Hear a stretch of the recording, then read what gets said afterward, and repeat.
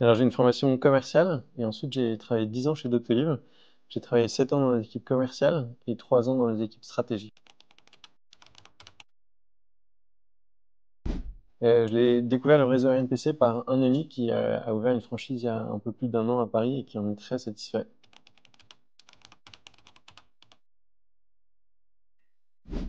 Plusieurs choses. La première chose, le goût de l'entrepreneuriat. J'ai toujours eu une envie de tester l'entrepreneuriat.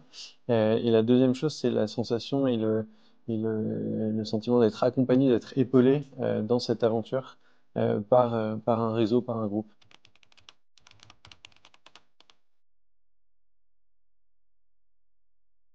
Je dirais l'approche scientifique qui est proposée par le groupe Éthique et Santé, l'efficacité prouvée du programme et aussi la conviction de vouloir œuvrer pour une cause de santé publique et d'avoir un vrai impact au quotidien dans mon travail.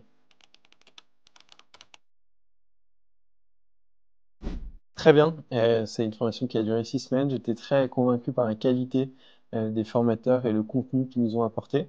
Et j'ai aussi trouvé que le mix entre la théorie et la pratique était très équilibré, ce qui nous permet d'avoir toutes les clés pour nous lancer à l'issue de ces 6 semaines.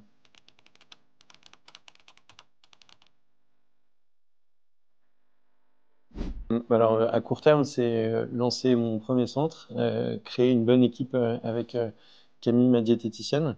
Bien sûr, apporter un service irréprochable aux patients, essayer de créer un maximum de liens avec les médecins dans ma zone.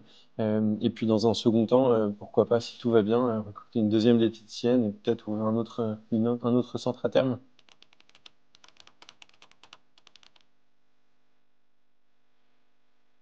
Premièrement, j'ai trouvé que le processus de recrutement et d'onboarding était très clair et très structuré.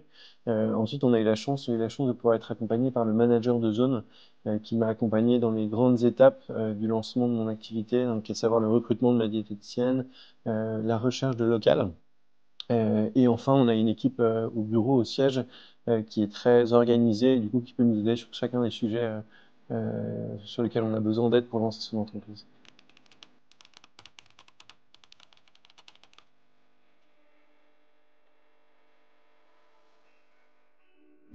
De ne pas hésiter parce que je trouve que c'est une belle aventure entrepreneuriale dans un domaine qui a du sens et pour une cause qui est de santé publique.